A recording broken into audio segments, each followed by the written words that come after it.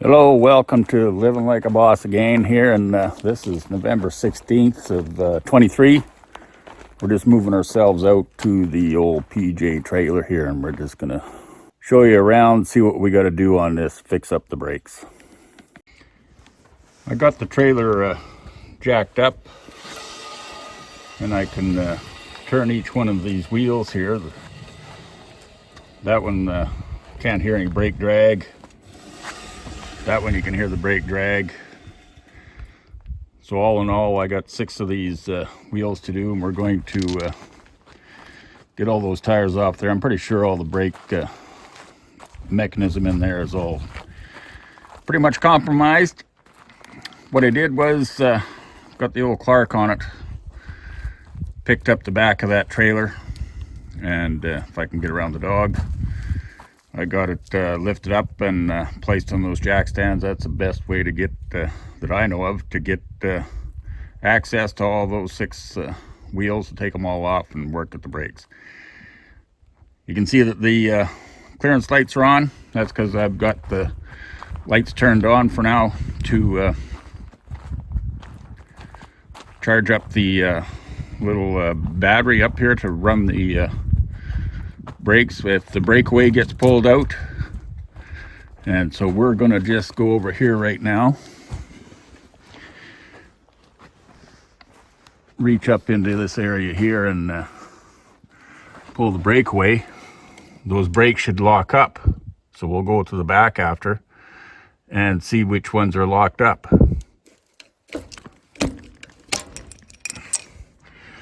That's pulled out of there. Now the way that's supposed to work is these brakes should all be locked up. That one there is, it's got some brake mechanism working.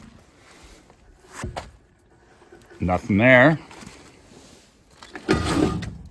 And this one might have something, very darn little though.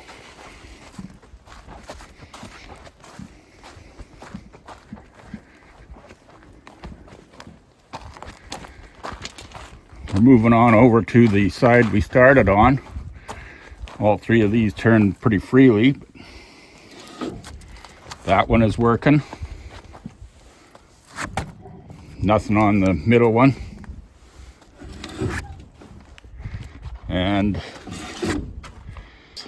mixed results out of all these here wheels. So I'm just going to take all 6 off, redo them all, check all the wheel bearings. I'll bring you back when we get all these opened up. Then we'll see what we got to get for parts.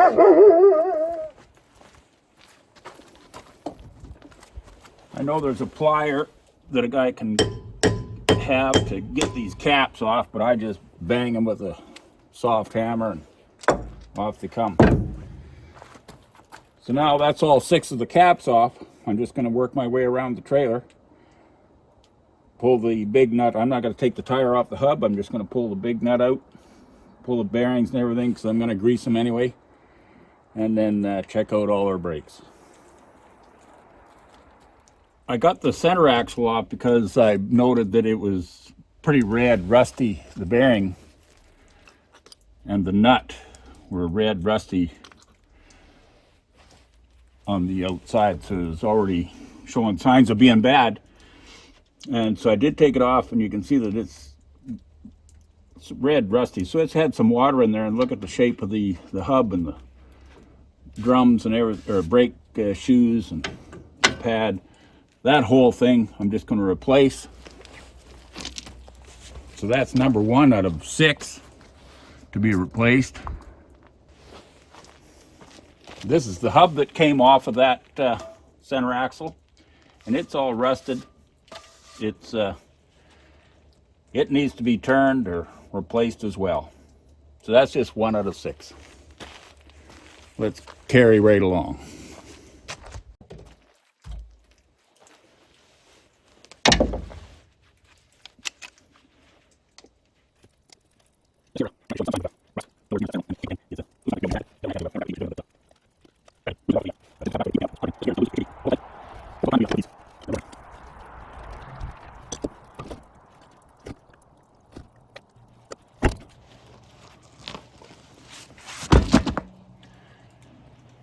this one is in quite a bit worse condition. There's no shoes. The shoes fell out on the ground. The linings, so it's totally rusted. This here whole system needs to be replaced. This has been heated up and red hot. It's melted out. So something's happened there. It's got locked on.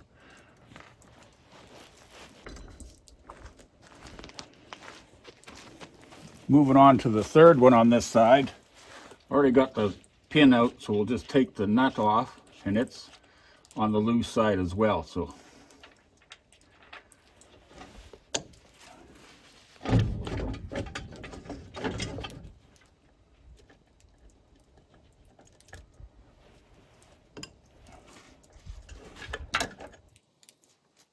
bearings are in good shape.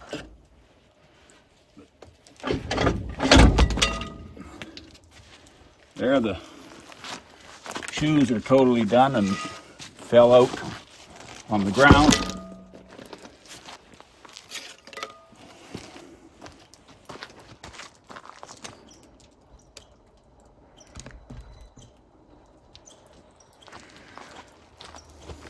On the third wheel on this side, the linings are all off the shoes and totally wrecked. This one here is in not bad shape. It's workable. Okay, we're going to extract this whole plate and everything off the axle. So I got an example to take into the Napa shop, for example, to get a new assembly. I'm just going to buy, they sell them the whole thing as a kit, the plate, the shoes, everything, puck, everything. Just got to bolt it on and wire it up. So I'm just going to cut this off here, the electric puck, with a lot of lead there. Pull the wiring out from behind here. And let that hang back there. And then try our hand, see if we can get our bolts knocked off.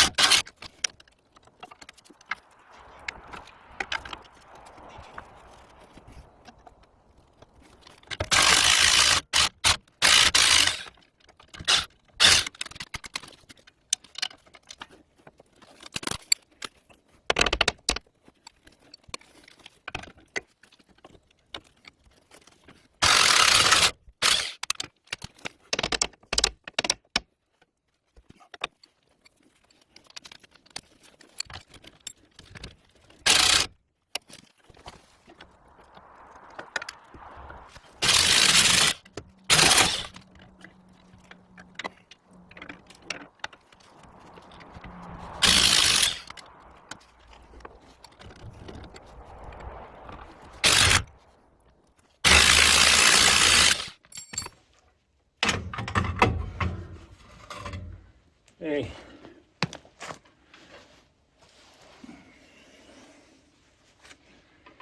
Okay, there, that's that one off. Pretty much destroyed. So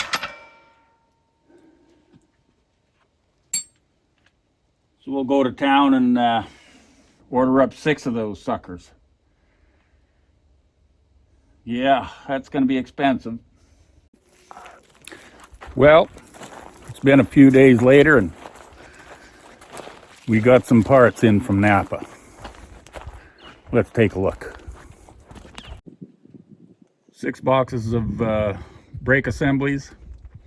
3 left hand, 3 right hand. I would like someone to tell me what the difference is on a trailer if you're looking at the left hand or the right hand side of the trailer. I'm going to take it as if you're sitting in the driver's seat, then you're looking off to your right, which would be the side I'm standing on. So the driver's side is going to be your left. But who knows? Anyway, let's look in the box and see what we got. Well, that's pretty lucky. I opened up the right-hand box, and this is for the right-hand side, which is the side I'm standing on, which I guess I kind of reasoned it out correctly. Passenger side is right-hand, driver's side is left-hand. Pretty nice looking unit there, all totally ready to go. Just got to bolt the mounting plate, brake plate back onto the axle. Connect the two wires for the brake puck. Easy peasy. Looks quite a bit nicer than these ones.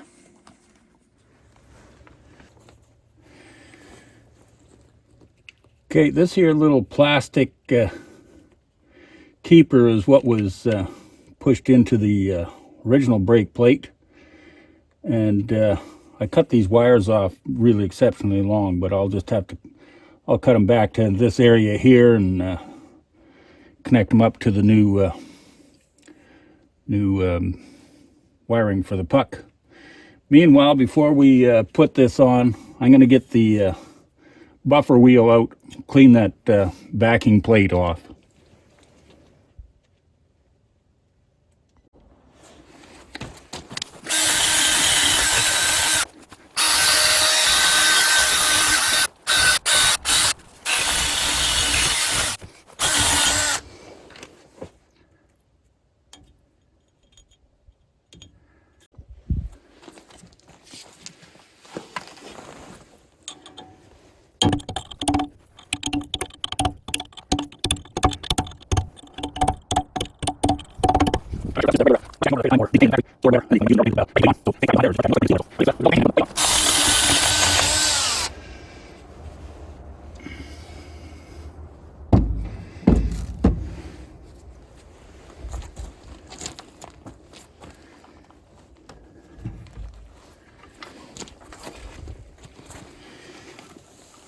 Here we go with the first plate.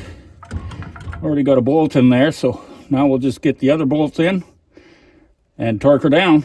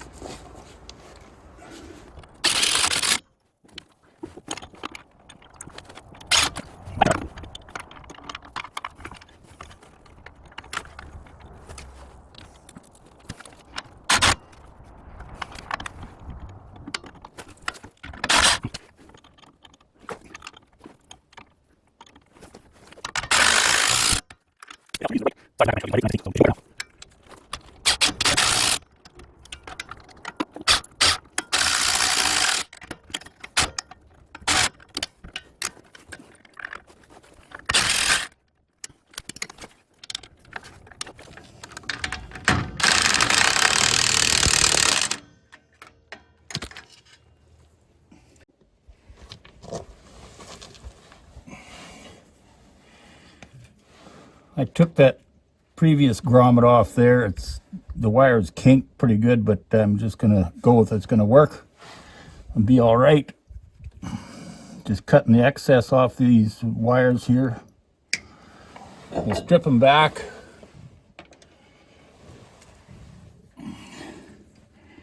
Pair of strippers, and then I'll insert some heat shrink on there. And what I do is I just get inch or inch and a half of wire on either end, and I just twist them together. I don't solder them. I don't butt connect them. I think the butt connectors are probably the worst in this application.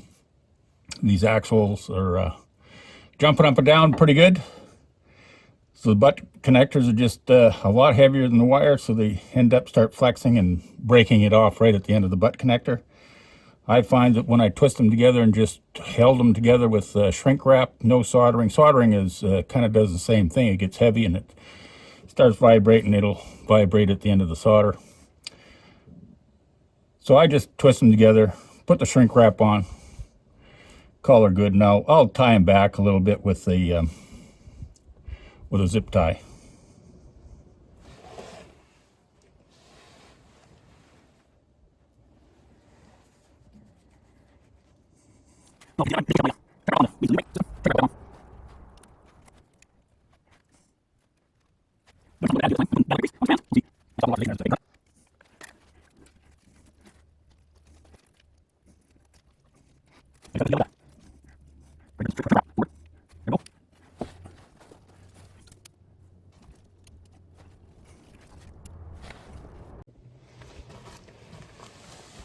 Had to go get a better lighter.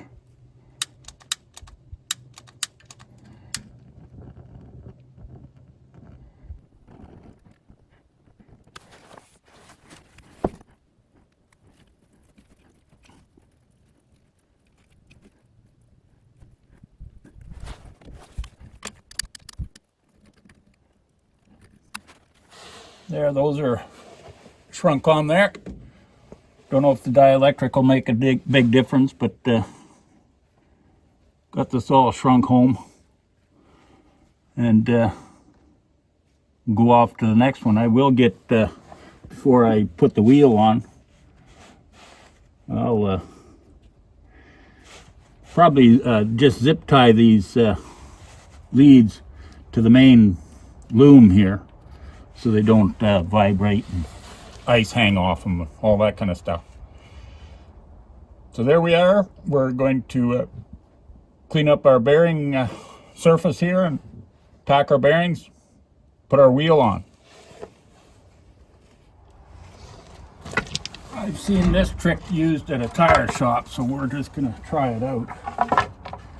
Roll that underneath there. Our assembly up on it.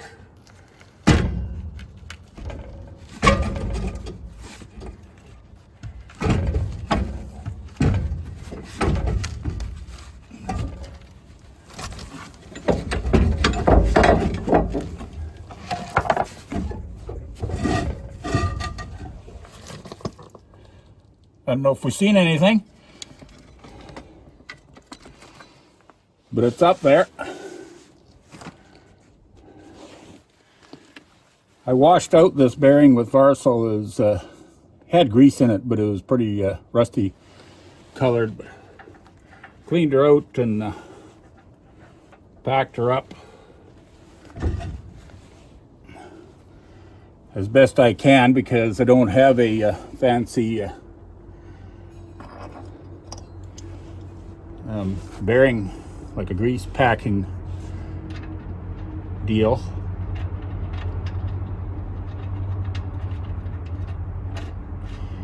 This was the nut.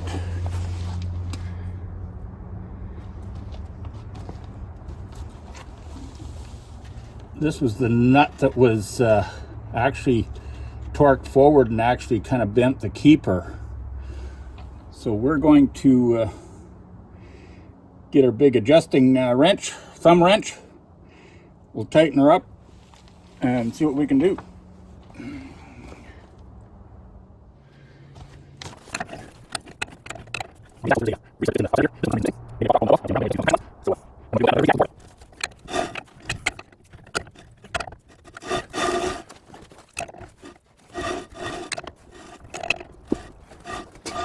I tighten her up fairly tight. I don't have a torque wrench on it. Just I do it by feel. From this point there, I think I'm just going to back it off one flat and pin it and call her good. I tighten her up really hard and then roll it around a bit, get the grease in the rollers there adjusted to where it needs to be, and I'll just back her up. We'll try it out anyway, see if it'll work.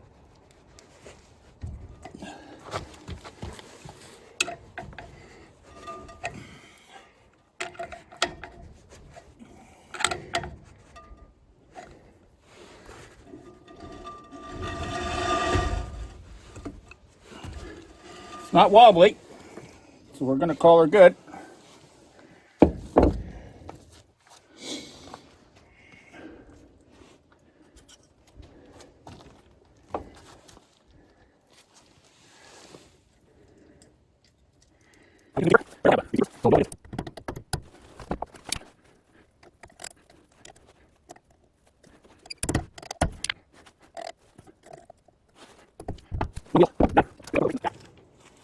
Because that's just what I do.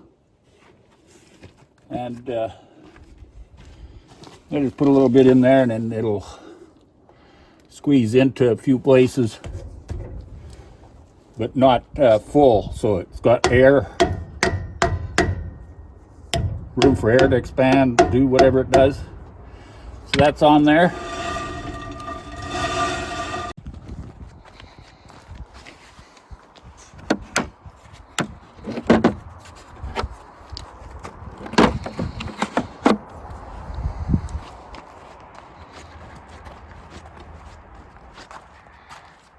Okay, let's get underneath this trailer and adjust these brakes.